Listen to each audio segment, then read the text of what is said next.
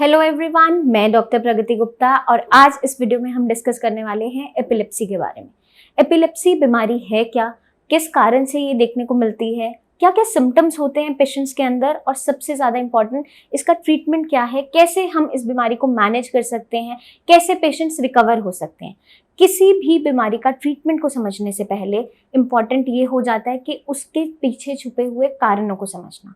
Actual में बीमारी है क्या, हो क्यों रही है शरीर के अंदर, और जब आप इन सब चीज़ों को अच्छे तरीके से अंडरस्टैंड कर जाते हो, समझ पाते हो, तभी आप बेटर तरीके से अपनी बीमारी का इलाज करवा पाते हैं। क्योंकि जो आयुर्वेदिक लाइन ऑफ ट्रीटमेंट रहता है वो कंप्लीटली आपका रूट कॉज पर ही वर्क करते हुए रहता है। सबसे पहले रूट कॉज को रिमूव करते हुए फिर कंप्लीट ट्रीटमेंट किया जाता है।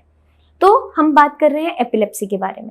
एपिलेप्सी नॉर्मली जो हम लेमैन टर्म में इस बीमारी के लिए वर्ड्स यूज़ करते हैं उसको उनके साथ फेमिलियर होना आपके लिए इम्पॉर्टेंट है, क्योंकि हर किसी को नहीं पता कि एपिलेप्सी क्या है।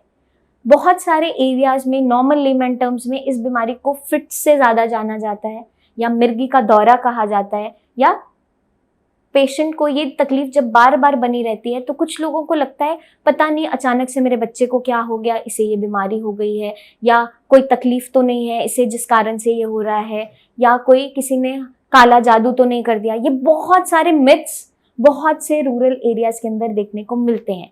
जब भी किसी पेशेंट को ऐसा फिट्स आने स्टार्ट होते हैं तो सबसे पहले वो डॉक्टर के पास ना जाते हुए आसपास ढूंढते हैं कि कोई ईवल पोजेशन तो नहीं है हमारे बच्चे के ऊपर, बट ऐसा कुछ नहीं होता है। इस चीज़ को समझना बहुत इंपॉर्टेंट है, क्योंकि मेजर पॉपुलेशन इस बीमारी से सफ़र कर रही है और मेजर यंग एडल्ट्स बहुत ज़्यादा इस बीमारी से सफ़र करते हैं। 70% ऑफ द यंग पॉपुलेशन सफ़र कर रही है फिट से, और बहुत जो रह जाता है कुछ परसेंट 30% वो रहता है आपका over the age of 50 years. तो उसमें मैक्सिमम वो लोग आपको देखने को मिलते हैं। बट जो हमारी यंगर पॉपुलेशन है, चाहे बच्चा आपका 2 साल का है, 3 साल का है, या इनिशियली इन्फेंट है, उनमें भी ये सारी कंडीशंस होनी स्टार्ट हो जाती है। इसलिए हमें अवेयर रहना ज़रूरी है कि ये बीमारी है क्या, किन कारणों से होती है। आप एक बार इसे अच्छे तरीके से समझ लेते हो तो आप इस बीमारी को बिल्कुल मैनेज कर सकते हो। अब हम बात करेंगे एपिलेप्सी है क्या। जो हम नॉर्मल लेमन टर्म्स में कहते हैं फिट्स आना। नॉर्मली आपने किसी को देखा होगा, अचानक से दौरा आना स्टार्ट होता है, पेशेंट के कभी कभार मुंह से झाग निकलना शुरू होता है, हाथ पैर कांपने शुरू हो जाते हैं, पेशेंट गिर जाता है या थोड़ी देर बेहोश हो जाता है। नॉर्मली हमने ऐसा कभी ना कभी आसपास किसी को देखा होता है या सुना होता है। तो ये जो कंडीशन है ये क्या है? जो एपिलेप्सी है वो एक आपका न्यूरोलॉजिकल डिसऑर्डर है, ब्रेन की इलनेस है। अब हमारे ब्रेन के अंदर कुछ भी मैसेज अगर पहुंचाना है एक सेल से दूसरे सेल के अंदर, आपके एक न्यूरॉन से दूसरे न्यूरॉन के बीच में ट्रांसफर करना है अगर मैसेज, मान लो मुझे कोई चीज़ को टच करना है, या मैं देख रही हूँ या आपसे बात कर रही हूँ, तो सारा जो मैसेज है ब्रेन तक पहले जा रहा है, प्रोसेस हो रहा है, तभी मैं आपको डिलीवर कर पा रही हूँ। अब इस कंडीशन में, इस पाथवे में एक ब्रेन सेल से दूसरे ब्रेन सेल के अंदर बहुत ही माइक्रो सेकेंड्स में बहुत सारे इलेक्ट्रिक इम्पल्सेस के थ्रू सिग्नल जा रहा होता है। जैसे नॉर्मली आपका कोई भी इलेक्ट्रिकल अप्लायंस है, मान लीजिए आपका मिक्सर है, आप किचन में कुछ बना रहे हैं, आप सॉकेट में प्लग इन करते हो, स्विच को ऑन करते हो, बटन प्रेस करते हो, तब आप कुछ जूस बना सकते हो या कुछ भी ग्राइंडिंग कर सकते हो। उस कंडीशन में अगर आप स्विच ऑन नहीं कर रहे हो, प्लग इन नहीं कर रहे हो, किसी भी पाथवे के अंदर कोई भी डिसरप्शन आ रही है, तो क्या आपका जूसर चल पाएगा? नहीं चल पाएगा। क्या आपका काम हो पाएगा? नहीं हो पाएगा। मान लो आप जूस बना रहे थे, तो अगर आपका जूसर खराब हो गया तो क्या आप जूस बना पाएंगे उसके अंदर? नहीं बन पाएगा। वही सेम कंडीशन हमारे ब्रेन के अंदर चल रही होती है। एक ब्रेन सेल से दूसरे ब्रेन सेल के अंदर बहुत सारे कनेक्शंस के थ्रू, बहुत सारे इलेक्ट्रिक सिग्नल्स के थ्रू बहुत सारे न्यूरोट्रांसमीटर्स रिलीज हो रहे होते हैं, जो आपके केमिकल्स एक ब्रेन सेल से दूसरे ब्रेन सेल तक सिग्नल मैसेज लेकर जा रहे हैं, तभी हम कुछ काम कर पा रहे हैं। उस पाथवे में अगर कोई भी डिसरप्शन किसी भी रीजन से आती है, फॉर एग्जाम्पल आपके ब्रेन में कोई क्लॉट आ गया, या कोई इन्फेक्शन हो गया, या आपने अल्कोहल का इंटेक बहुत किया, या कोई ड्रग्स का इंटेक किया, उसकी वजह से अगर ब्रेन में माइक्रो सेकेंड्स के लिए भी कोई डिले आता है एक मैसेज को दूसरे ब्रेन सेल तक पहुंचाने के बीच में, तो अचानक से क्या होता है, बहुत माइक्रो सेकेंड्स का अगर डिफरेंस होता है तो बहुत आपका मिनी एपिलेप्टिक अटैक आता है, मिनी फिट कहा जाता है। वो बहुत माइक्रो सेकेंड्स के लिए होता है। अचानक से आपके ब्रेन में कुछ हुआ, थोड़ा सा आपकी स्पीच में डिसरप्शन आई, बट उसके बाद आप क्वाइट नॉर्मल हो गए, ये होता है आपका मिनी फिट। बट अगर यही हमारा लंबे टाइम तक चलता रहता है, ये माइक्रो सेकेंड्स का जो डिफरेंस आया था, डिले आया था एक मैसेज को दूसरे न्यूरॉन तक ले जाने के बीच में, अगर ये बहुत प्रोलॉन्ग टाइम तक बना रहता है, कुछ मिनट्स के लिए बन गया या कुछ लंबे सेकंड्स के लिए बन गया, तो पेशेंट का ब्रेन अचानक से शट डाउन कर जाता है। शॉर्ट सर्किट वाली कंडीशन हमारे ब्रेन के अंदर क्रिएट हो जाती है और अचानक से पेशेंट कभी कभार अनकॉन्शियस हो जाता है, गिर जाता है, या फिर पेशेंट के हाथ पैर कांपना शुरू हो जाते हैं। अचानक से बहुत तेज ट्रेम्बलिंग होती है, कभी कभार मुंह से झाग भी आना स्टार्ट हो जाता है, पेशेंट की टंग तक बाइट हो जाती है। ये सारी कंडीशन हमारी फिट्स के अंदर देखने को मिलती है। अब समझना ये जरूरी है कि ब्रेन के अंदर ऐसा क्या हुआ। बहुत सारे रीजंस हैं जो रिस्पॉन्सिबल होते हैं फिट्स के पीछे।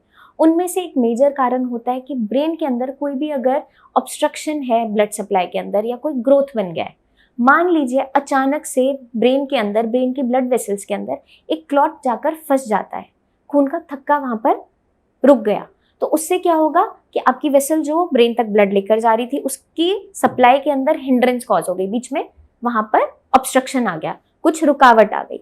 अब किसी पाइप में मान लो कोई पत्थर फंस जाता है, तो पीछे से अगर पानी आप डाल रहे हो वो बाहर नहीं आ पाता जब तक वो पत्थर वहां से नहीं हटता। तो वही सेम कंडीशन हमारे ब्रेन के अंदर डेवलप होती है। अगर किसी के ब्रेन में कोई क्लॉट आया है, या फिर हेमरेज हो गया है हाई ब्लड प्रेशर की वजह से, या इंजरी की वजह से, कोई रोड ट्रैफिक एक्सीडेंट हुआ, सिर पे चोट लगी, अचानक से ब्रेन के अंदर क्लॉट बना ब्लड वेसल के अंदर, या फिर वहां पर नस फट गई, उस कंडीशन में भी कुछ टाइम के लिए आपका जो ब्रेन है वो फंक्शन नहीं कर पा रहा होता। उस डिसफंक्शनिंग के बीच में अगर आपको ब्रेन स्ट्रोक हो जाता है, फॉर एग्जाम्पल पैरालिसिस हो जाता है, आपका हाथ पैर एक तरफ से काम नहीं कर पा रहा, उसके बाद भी पोस्ट स्ट्रोक भी बहुत लोगों में फिट्स देखने को मिलते हैं। बहुत सारे लोगों की एंटी कन्वल्सेंट ड्रग्स चल रहे होते हैं, बहुत सारे जो मैं पैरालिसिस पेशेंट देख रही होती हूँ उनके अंदर भी कोई ना कोई एंटी कन्वल्सेंट ड्रग जो आपकी फिट्स को रोकता है वो चल रहा होता है, और बहुत लंबे टाइम तक पेशेंट खा रहा होता है। उससे साइड इफेक्ट क्या देखने को मिलता है, पेशेंट को मेमोरी लॉस होना शुरू हो जाता है, कंफ्यूजन सी बनी रहती है। बट अगर हम उस मेडिसिन को नहीं दे रहे होते तो पेशेंट में बार बार फिट्स आ रहे होते हैं, क्योंकि फॉर टेम्परेरी फेज ब्रेन के अंदर सूजन प्रेजेंट होती है। तो ये तो हो गई एक कंडीशन जहां पे ब्रेन की ब्लड सप्लाई में कोई ना कोई हिंड्रेंस आई, ऑब्स्ट्रक्शन आई। सेकेंड जो कंडीशन है उसके अंदर क्या देखने को मिलता है, इन्फेक्शन। ब्रेन के अंदर कोई भी इन्फेक्शन, अगर बैक्टीरियल इन्फेक्शन या कोई भी इन्फेक्शन जा रहा है, लाइक फॉर एग्जाम्पल मेनिंजाइटिस है, कोई भी कंडीशन ऐसी क्रिएट हो रही है, उस कंडीशन में भी पेशेंट को फिट्स आने स्टार्ट हो जाते हैं, क्योंकि वो इन्फेक्शन आपके एक न्यूरॉन से दूसरे न्यूरॉन तक के बीच में जो सिग्नल जा रहा है, इलेक्ट्रिक इम्पल्सेस जा रही है, उस पाथवे के मैसेज को हिंड्रेंस कॉज करना स्टार्ट कर देता है, वहां पर डिसरप्शन आती है और पेशेंट को फिट्स आने स्टार्ट हो जाते हैं। अब एक कंडीशन होती है जिसके अंदर अगर पेशेंट की बॉडी में इलेक्ट्रोलाइट इम्बैलेंस हो रहा है, पेशेंट ठीक से पानी नहीं पी पा रहा, या बहुत लंबे टाइम से पेशेंट को लूज मोशन वॉमिटिंग रही है, तो देखने को क्या मिलता है, आपकी बॉडी के अंदर इलेक्ट्रोलाइट्स का इम्बैलेंस होने लगता है, जैसे कि सोडियम है, पोटेशियम है। आपकी बॉडी के अंदर जब भी इनकी डेफिशिएंसीज होगी, अचानक से डिहाइड्रेशन में पेशेंट जाएगा, तब भी पेशेंट को फिट्स आने स्टार्ट हो जाते हैं, क्योंकि ब्रेन को न्यूट्रिशन नहीं मिलता।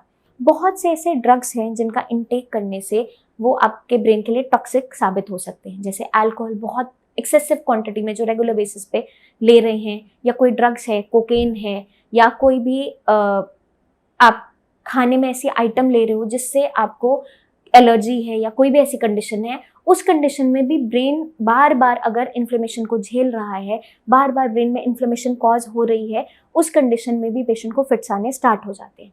कुछ पेशेंट्स में जब ब्रेन ट्यूमर के पेशेंट्स होते हैं, कोई ट्यूमरस ग्रोथ हुई है आपके ब्रेन के अंदर, क्योंकि आपके ब्रेन के ब्लड सप्लाई के अराउंड या ब्रेन के किसी एरिया के अराउंड कोई ट्यूमर बन गया है, वहाँ पर सेल्स की डिपोजिशन होती जा रही है, एक गांठ सी बन गई है, वो भी आपके ब्रेन पे प्रेशर जनरेट करती है, और आपके ब्रेन के पाथवे के अंदर एक ब्रेन सेल से दूसरे ब्रेन सेल के बीच में जब भी मैसेज का फ्लो जाना होता है, उसमें डिसरप्शन कॉज करती है, ऑब्स्ट्रक्शन कॉज करती है, तो उस वजह से भी पेशेंट को फिट्स आने स्टार्ट हो जाते हैं।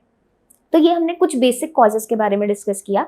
इन डिटेल हम नेक्स्ट वीडियो में डिस्कस करेंगे कंप्लीट कि क्या क्या कॉजेज रहते हैं हमारे फिट्स के पीछे।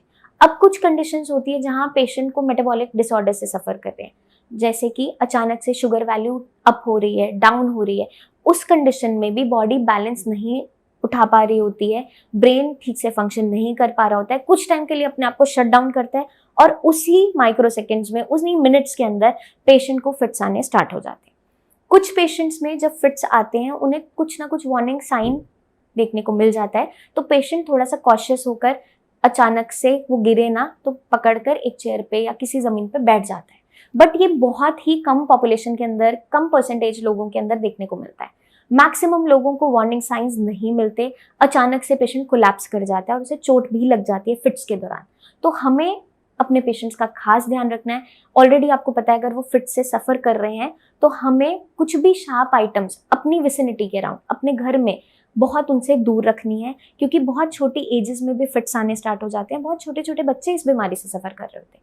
अचानक से पेशेंट बच्चों में जब हाई ग्रेड फीवर जाता है तो हमें कॉशियस रहने के लिए डॉक्टर्स कहते हैं। क्यों कहते हैं? क्योंकि जैसे ही आपका टेम्परेचर 102 डिग्री फ़ारेनहाइट से ऊपर जाता है, उस कंडीशन में क्या देखने को मिलता है, हमारा अचानक से ब्रेन शट डाउन करना स्टार्ट करता है और पेशेंट को फिट्स आने स्टार्ट हो जाते हैं। इन कंडीशन के अंदर हमें अपने पेशेंट्स का बहुत खास ध्यान रखना है।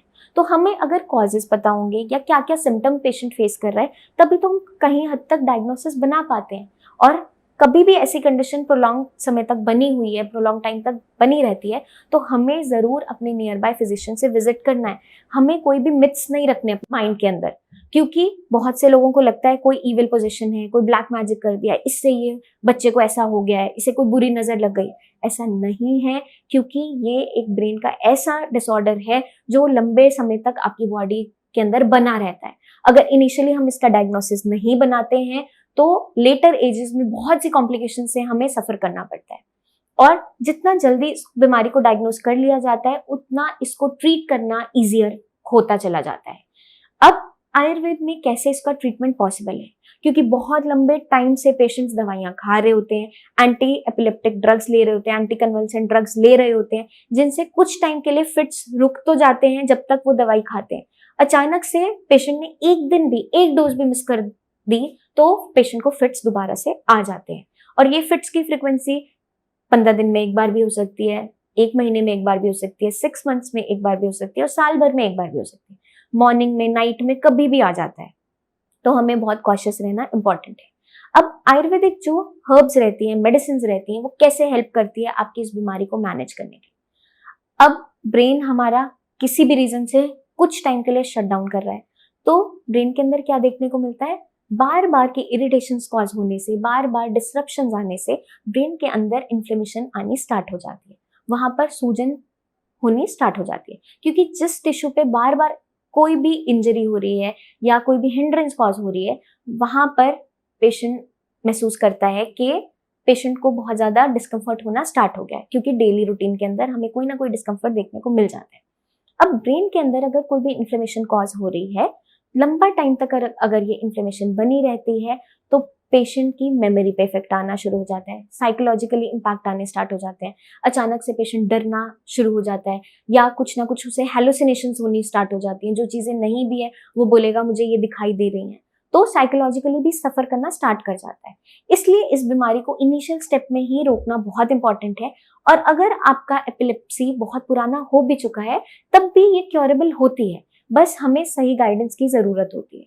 हमें अपनी लाइफस्टाइल में कुछ चेंजेस लाने होते हैं, अपनी डाइट में चेंजेस लाने होते हैं, ताकि आपका ब्रेन को अच्छे से न्यूट्रिशन मिलता रहे। आई होप ये वीडियो आपको हेल्प करेगी एपिलेप्सी को समझने में। बहुत ही बेसिक फॉर्म में हमने एपिलेप्सी के बारे में जाना है इस वीडियो के अंदर। फॉर फर्दर डिटेल्स और इन डिटेल हम इस टॉपिक को अगर जानना चाहते हैं तो आप हमारे चैनल पे विजिट करके और भी वीडियोस देख सकते हैं, जो आपको अवेयरनेस कॉज करने में हेल्प करेगी कि अगर आपके आसपास कोई भी ऐसा इंसान है जिसको ये बीमारी है, या आपको लग रहा है मुझे ऐसे कोई सिम्टम्स आ रहे हैं, तो आपको बिल्कुल भी घबराना नहीं है, क्योंकि इस बीमारी का ट्रीटमेंट पॉसिबल है। बस नीचे दिए हुए नंबर्स पर आप हमारी टीम ऑफ डॉक्टर्स को कॉल करके उनसे बात कर सकते हैं। अगर आपको लगता है मुझ में ऐसे कोई भी सिम्टम्स आ रहे हैं, तो आप क्लिनिक आकर मुझसे अपॉइंटमेंट लेकर भी मिल सकते हैं। आपको कोई भी डाउट्स रखने की बिल्कुल जरूरत नहीं है। फिर भी अगर आपके माइंड में कोई भी डाउट्स हैं, तो आप नीचे दिए हुए कमेंट सेक्शन में कमेंट करके हमसे पूछ सकते हैं। आपको पूरी की पूरी गाइडेंस हमारी टीम के थ्रू मिलेगी। अपना खास ध्यान रखिए, टेक केयर। जल्दी मिलेंगे हम नेक्स्ट वीडियोस में, जिसमें मैं लेकर आऊंगी एपिलेप्सी के पीछे छुपे हुए कॉजेस इन डिटेल हम डिस्कस करेंगे कि किस किस कारण से क्यों फिट्स आने स्टार्ट हो जाते हैं। तब तक के लिए अपना खास ध्यान रखिए। Take care.